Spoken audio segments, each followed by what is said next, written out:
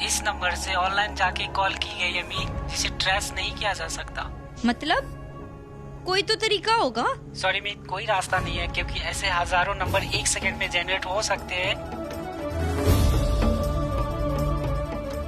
इससे तो ये बात और पक्की हो गई कि कोई तो है जो मुन्ने अपना शिकार बनाने पे तुला है। वो काम रवि भैया का तो ना हो सकता। कोई है जो मुन्ने बड़ी अच्छी तरीके से जानता है, जिसने मेरे पल पल की खबर है। दिमाग बेड़ा मीत तो कौन हो सकता है जो तेरा अपना है और तेरा दुश्मन है।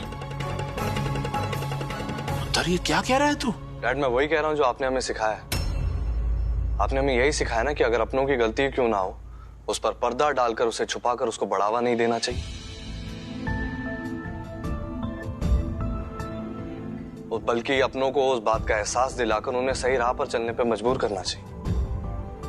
बस मैं भी अपनी पत्नी को सही रास्ता दिखाना चाहता हूँ, उसको उसकी गलती का एहसास कराना चाहता हूँ। That's it. हाँ बेटा, मैंने तुझे ये सिखाया है, लेकिन एक बात बता दूं, आज जो तू करने जा रहा है वो तू गलत कर रहा है। मीत उस तरह की लड़की है ही नहीं कि वो ये सब करेगी।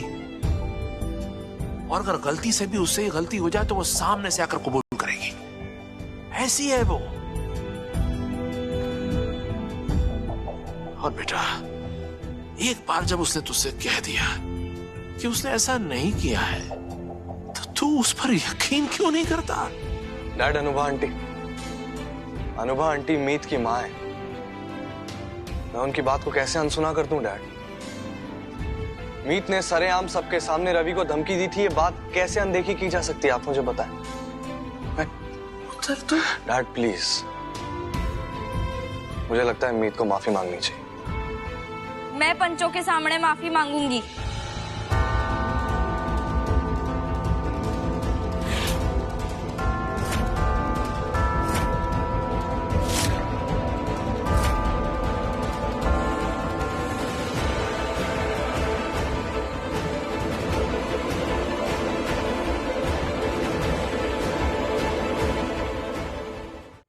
बच्चे, तू ये क्या करने जा रही? कोई बात नहीं पापा जी, माफी मांगने तो कोई छोटा थोड़ी ना हो जाता है। जयदीप अंकल जी, आप ना बिल्कुल परेशान मत होइए। मैं आपके दामाद जी से माफी मांग लूंगी।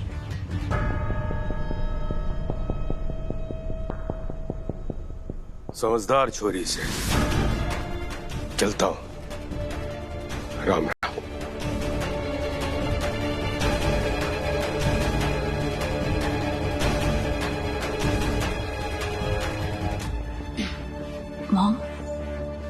Mom please don't mind it, but आपकी ये जो गुंडी बहू है ना, उसकी वजह से आज पहली बार डैड और भाई के बीच आर्ग्यूमेंट हुई है।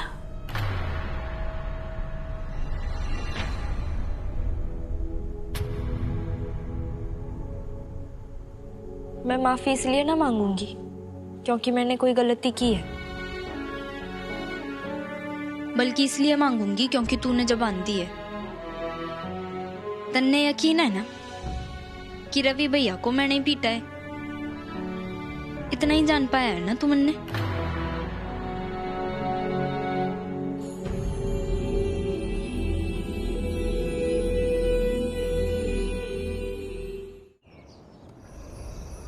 मुझे ऐसा लगता था कि मेरा बेटा धीरे धीरे तुम्हारी खूबियों को पहचानने लगेगा। तुमने तो हमेशा इस शादी में अपना 100% दिया, उसकी जायज नाजायज सारी बातों को समझा, लेकिन उसने फिर बाद में मुझे ऐसा लगा कि नहीं, वो भी इस शादी में कंट्रीब्यूट करने लगा है। अब वो तुम्हें भी समझने लगा है, जानने लगा है कि तुम एक्चुअली हो कैसी। फिर अचानक मुझे ऐसा लगा कि उसने मुझे गलत साबित कर दिया। मुझे ऐसा लगा जैसे मैं अपने ही बेटे को पहचानता ही नहीं हूं। कैसे वो इस बात को नहीं समझ रहा है कि तुम उस गलती की माफी मांग रही हो जो तुमने गलती की ही नहीं? कैसे वो तुम्हारी आंखों में सच्चाई देख ही नहीं पा रहा है? मॉम, जब मैं मीत की आंखों में देखता हूँ ना, तो मुझे ऐसा लगता है जैसे वो सच कह रही है। कहीं ऐसा तो नहीं कि मैं उसे गलत समझ रहा हूँ। बेटा, खुद अनुभा जी ने अपनी बेटी मीत को हाथ में डंडा ले जाते हुए देखा है। अगर मीत बहू सही होती ना, तो वो सच के लिए लड़ती, ना कि हथियार डाल के पंचों के सामने माफी मांगने के लिए तैयार हो जाती। मॉम, मीत माफी मांगने के लिए इसलिए तैयार हुई है क्योंकि मैंने जुबान दी थी। लेकिन अगर मीत का कोई कसूर ही नहीं हुआ तो, अगर वो मेरी वजह से माफी मांग रही हो तो फिर मैं उसके साथ बहुत गलत कर रहा हूँ मॉम। उसने कुछ ना किया। वो जो पैकेट आपने मिला है ना, वो मेरा है। मॉम, आपको याद है वो ड्रग्स वाले केस में जब मुझे पुलिस स्टेशन उठाकर ले गई थी, तो मीत ने बिना सोचे समझे सारा का सारा इल्जाम अपने ऊपर ले लिया था। मॉम, मीत ना हमेशा खुद से पहले दूसरों के बारे में सोचती है। इसीलिए मुझे बार बार लग रहा है कि कहीं मैं मीत पे भरोसा ना करके गलती तो नहीं कर रहा हूँ। मॉम, दौड़ू राम मेरे पे भरोसा ना कर रहा, क्योंकि उसने डर है कि कहीं आपने कुछ झेलना न पड़ जाए। उसने आपकी रिस्पेक्ट की परवाह है। आप उससे दोषी न ठहराइए। मन ने उससे कोई शिकायत न है। ये क्या हुआ? ये तुम्हारे हाथ में चोट कैसे लग गई? कुछ ना, वो छोटी सी खरोच है तो मैंने पट्टी बांध ली। पट्टी बांधी? कल सुबह सबसे पहले तुम डॉक्टर के पास जाओगी और टेटनस का इंजेक्शन लगवाओगे, ठीक? पापा जी, इंजेक्शन? क्या इंजेक्शन? नहीं, तुम्हें जाना होगा और इंजेक्शन लगवाना होगा। दैट इज इट, समझी?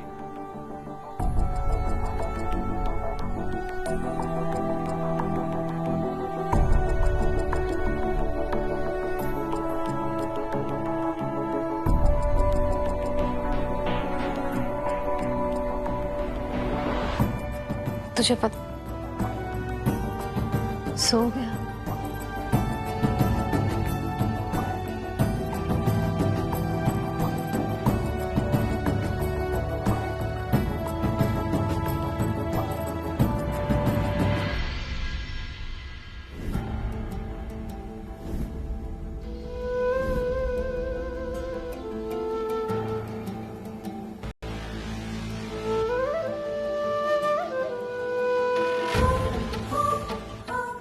जानती हूँ तू नाराज है मेरे ते,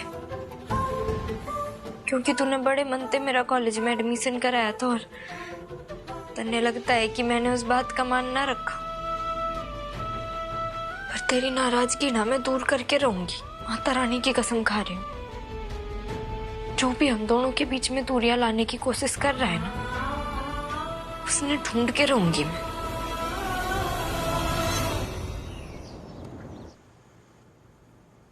मीत, तुम्हारे जो भी प्लान्स हैं उन्हें कैंसिल कर दो। आज तुम्हें हमारे साथ कम्युनिटी सेंटर चलना है, पंचों के सामने रवि से माफी मांगने के लिए। 11:30 बजे का टाइम दिया है उन्होंने। 1 मिनट।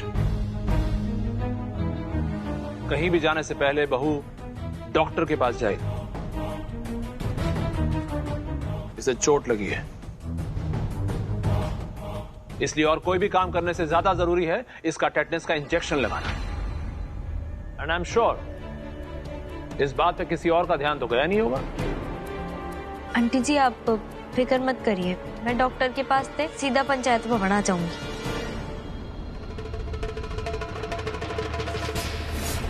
मीत, ठीक हो? हाँ, मैं ठीक हूँ। चोट नहीं लगी? तुम्हें दिखाओ। मैं ठीक हूँ। आओ, मैं तुम्हें डॉक्टर के पास लेकर चलता हूँ। चलो। ना, मेरी चोट है, इसका इलाज मन नहीं करना होगा। तू रहने दे, मैं चली जाऊंगी।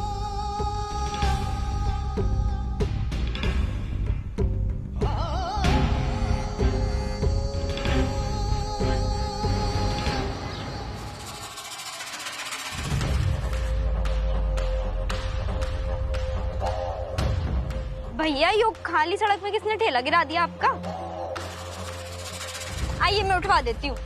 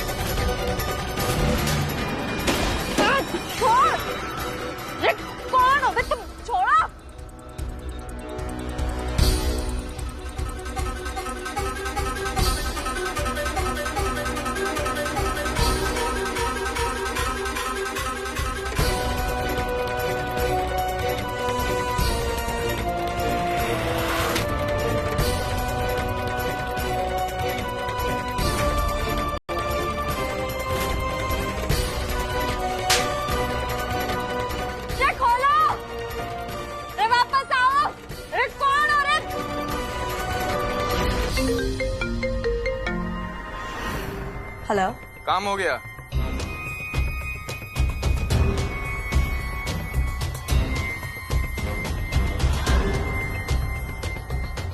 ध्यान रहे उसका फोन स्विच ऑफ रहना चाहिए और चाहे कुछ भी हो जाए वो वहां से भागनी नहीं चाहिए। और हाँ, जब तक मैं वापस कॉल ना करूं तब तक वो वहीं बंद रहनी चाहिए। जी जी।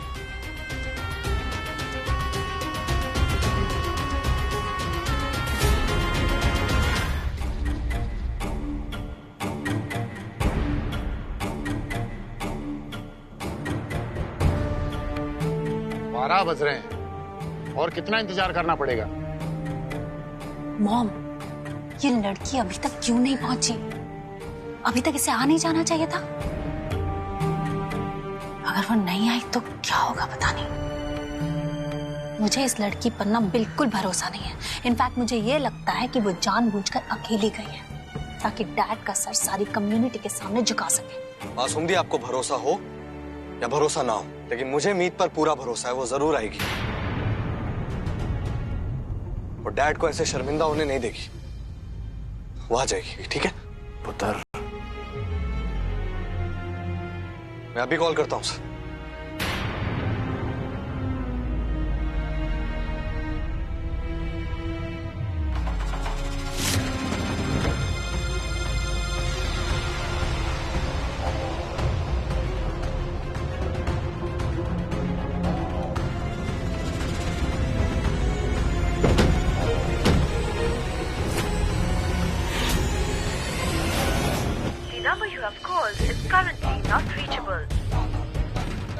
क्या हुआ? डैड नॉट रीचेबल है। मैं फिर से ट्राई करता हूँ।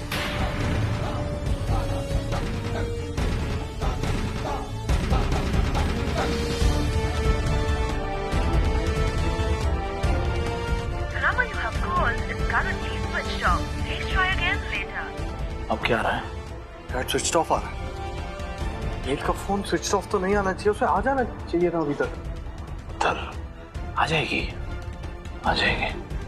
कहीं फंस गई होगी। ऐसा नहीं करती वो, कोई मजबूरी होगी।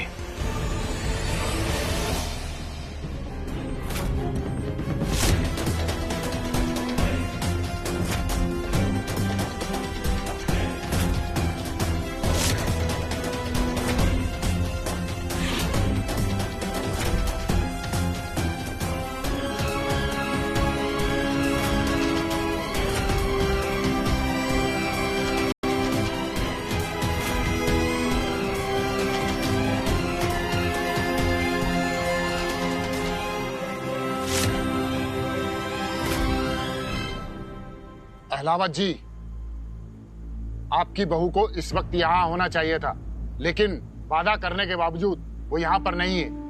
ये बेहद ही शर्म की बात है। लेकिन एक बात तय है, इस मामले का फैसला आज ही तय होगा।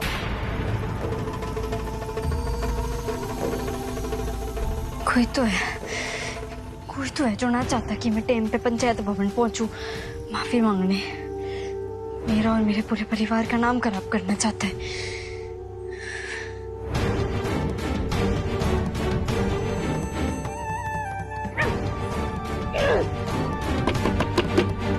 कितने का है, खोलो। हम पंचों की राय है कि आपकी बहू ने यहाँ ना आकर समाज में इस पंचायत का अपमान किया है। इसकी सजा के तौर पर आपके मुंह पर कालिख लगेगी।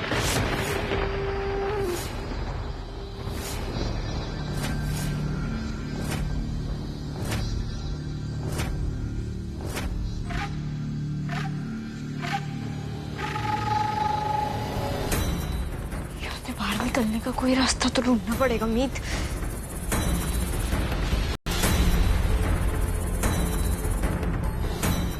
क्योंकि खिड़की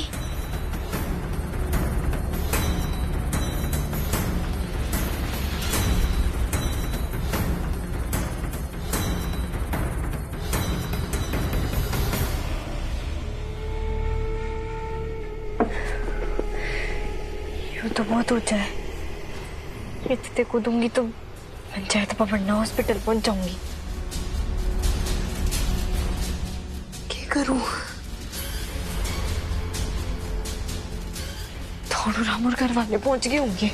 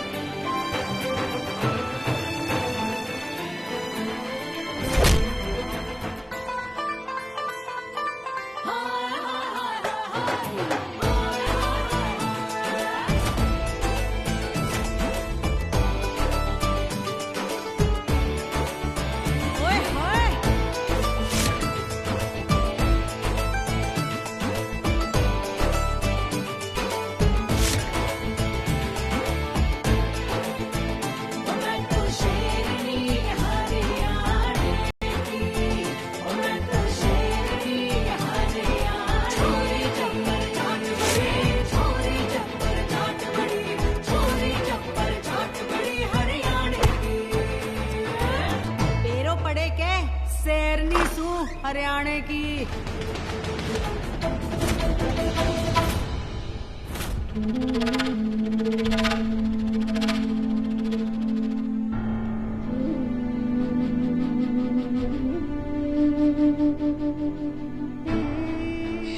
कितने चले गए सब?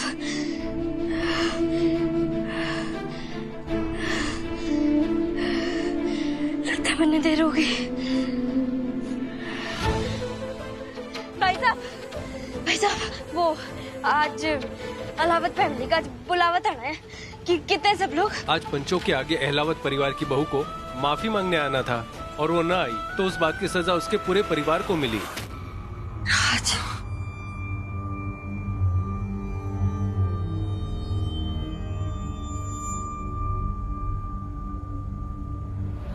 राज डैड नहीं,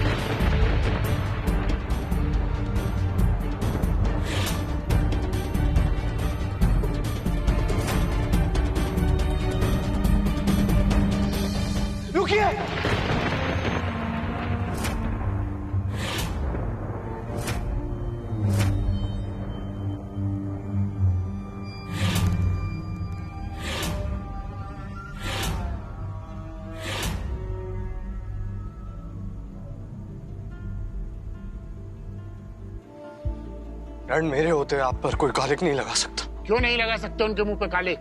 क्योंकि मीत मेरी पत्नी है। मीत ने जुबान दी थी कि वो यहाँ आएगी और वो माफी मांगेगी।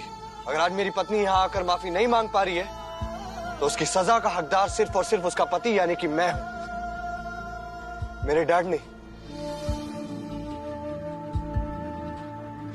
नहीं ना। नहीं पुत्र,